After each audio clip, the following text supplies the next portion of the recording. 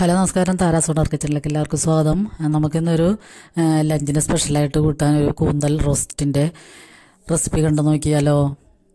അപ്പോൾ കൂന്തൽ റോസ്റ്റ് നല്ല അടിപൊളിയാണ്, നമുക്ക് എല്ലാവർക്കും ഇഷ്ടമുള്ളൊരു സാധനമാണിത്. അപ്പോൾ നമ്മൾ റെസ്റ്റോറൻറ്റിലൊക്കെ പോയി കഴിക്കുകയാണെങ്കിൽ ഇതിന് നല്ല വില കൊടുക്കേണ്ടി വരും. റോസ്റ്റിന് 350-400 രൂപയൊക്കെയാണ് ഒരു പ്ലേറ്റിന്. അപ്പോൾ നമ്മൾ വീട്ടിൽ വാങ്ങിച്ച് കറി വെച്ച് കഴിക്കുകയാണെങ്കിൽ നമുക്ക് ഇഷ്ടം പോലെ കൂട്ടാൻ പറ്റും. അപ്പോൾ ഇത് 1/2 കിലോ കൂന്തലാണ് മേടിച്ചേക്കണത്. അപ്പോൾ ഈ കൂന്തൽ നമുക്ക് തൊലിയൊക്കെ കളഞ്ഞ് എടുക്കണത് എങ്ങനെയാണെന്ന് നോക്കാം. അപ്പോൾ ഇത് അമ്മമാർക്കൊക്കെ എല്ലാവർക്കും ഇതൊക്കെ അറിയാവുന്നതായിരിക്കും. അപ്പോൾ ന്യൂ ജനറേഷൻ പിള്ളേർക്ക് വേണ്ടിയാണ് ഞാൻ ഈ ക്ലീൻ ചെയ്യണ വീഡിയോ ഇടുന്നത്. അപ്പോൾ അത് പിള്ളേരുകൾക്കൊന്നും അറിയാൻ പാടുണ്ടാവില്ല. പക്ഷേ ഇത് സിമ്പിളായിട്ട് നമുക്ക് മറ്റേ മീനുകളൊക്കെ ക്ലീൻ ചെയ്യണ പോലെയല്ല, പെട്ടെന്ന് സിമ്പിളായിട്ട് ക്ലീൻ ചെയ്തെടുക്കാൻ പറ്റും.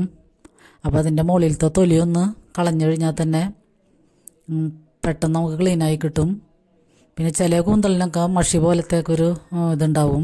ചിലപ്പോഴൊക്കെ വാങ്ങുമ്പോൾ ഭയങ്കരമായിട്ട് മഷി ഉണ്ടാവും. അപ്പോൾ അത് കുറേ പ്രാവശ്യം കഴുകി അതിൻ്റെ ആ നീല കളറൊക്കെ നന്നായിട്ട് പോണവരെയും കഴുകിയെടുക്കണം.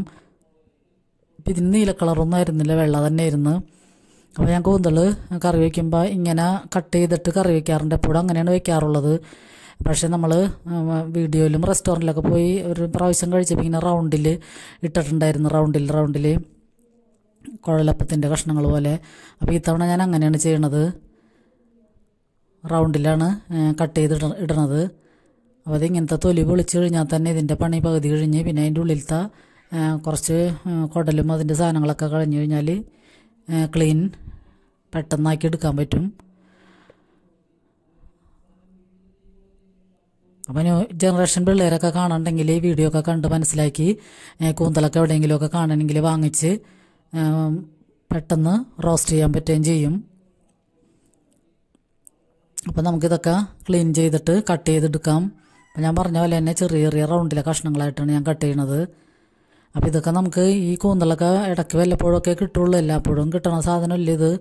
അപ്പോൾ കിട്ടുമ്പോൾ ഇടയ്ക്കൊക്കെ ഇങ്ങനെ 1-2 പ്രാവശ്യമൊക്കെ വാങ്ങി കറി വെച്ച് നോക്കുക. പിന്നെ എപ്പോഴും ഇത് റോസ്റ്റ് ചെയ്യണതാണ് നല്ലത്. സവാളയും തക്കാളി പച്ചമുളകൊക്കെ ഇട്ടിട്ട് അധികം വെള്ളമില്ലാതെ റോസ്റ്റ് ചെയ്തെടുക്കുകയാണ് നല്ലത്. നല്ല ടേസ്റ്റുള്ള സാധനമാണ്.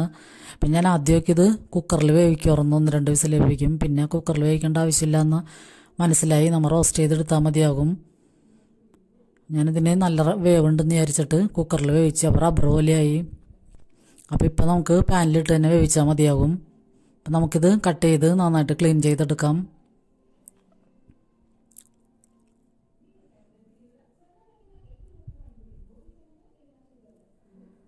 അപ്പോൾ വീഡിയോ കണ്ട് ഇഷ്ടമാവുകയാണെങ്കിൽ എല്ലാവരും ലൈക്ക് ചെയ്യാനും കമൻറ്റ് ചെയ്യാനും, സബ്സ്ക്രൈബ് ചെയ്യാതെ കാണുന്നവരുണ്ടെങ്കിൽ ഒന്ന് സബ്സ്ക്രൈബ് ചെയ്ത് സപ്പോർട്ട് ചെയ്യണേ. അപ്പോൾ ഈ ലൈക്ക് ബട്ടൺ എല്ലാവരും അമർത്താൻ മറക്കരുത്. വീഡിയോ സ്കിപ്പ് ചെയ്യാതെ എല്ലാവരും ഒന്ന് കാണുക. അപ്പോൾ നമ്മൾക്ക് ഈ കൂന്തൽ ക്ലീൻ ചെയ്ത് വെച്ചിട്ട് അതിലൊക്കെ നമുക്ക് കുറച്ച് മസാല ഒന്ന് തേച്ച് പിടിപ്പിക്കാം. ഞങ്ങളുടെ കുരുമുളക് പൊടിയും മുളക് പൊടിയും മഞ്ഞൾപ്പൊടിയും പിന്നെ കുറച്ച് ഗാർലിക് പൗഡറും ഉപ്പും കൂടി ചേർത്തിട്ട് അതൊന്ന് കുറച്ചെടുത്തിട്ട് ഈ കൂന്തലിലൊക്കെ ഒന്ന് തേച്ച് പിടിപ്പിക്കണേണ്. അപ്പോൾ ഉപ്പും മുളകിൻ്റെയൊക്കെ ഫ്ലേവർ ഇതിൽ പിടിച്ചോളും. അപ്പം നമ്മൾ സവാളയും തക്കാളിയൊക്കെ വഴറ്റി വരുമ്പോഴത്തേനും അതൊക്കെ ഒന്ന് ഇതിൽ പിടിച്ച് സെറ്റായിക്കോളും.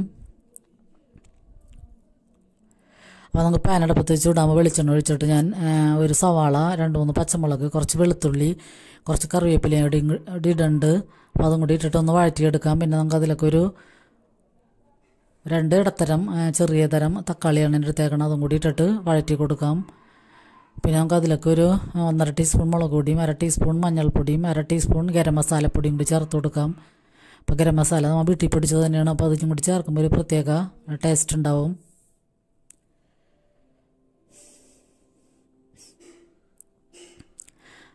അപ്പോൾ നമുക്ക് അതൊക്കെ വഴന്ന് വരുമ്പോൾ തന്നെ പൊടികൾ ചേർത്തിട്ട് നന്നായിട്ട് വഴറ്റി കൊടുക്കാം. അതിന് ശേഷം നമുക്ക് ഈ കൂന്തലും കൂടി ഇട്ടിട്ട് ഒന്ന് നന്നായിട്ട് മിക്സ് ചെയ്ത് എല്ലായിടത്തും ഈ ഗ്രേവിയൊക്കെ പിടിക്കണവരെ ഒന്ന് നന്നായിട്ട് മിക്സ് ചെയ്തിട്ട് കുറച്ച് സമയം കഴിയുമ്പോൾ ഒരു 1/2 കപ്പ് വെള്ളം കൂടി ഒഴിച്ചു കൊടുക്കാം. അപ്പോൾ വെള്ളം ഒഴിച്ചാലാണ് ഈ ഗ്രേവിയൊക്കെ കൂന്തലിൽ പിടിച്ച് നല്ല സെറ്റാവുള്ളൂ. വെള്ളം ഒഴിച്ചാലാണ് ഇതൊന്ന് വെന്ത് കിട്ടുള്ളൂ. പിന്നെ നല്ല സോഫ്റ്റ് ആവുകയും ചെയ്യും.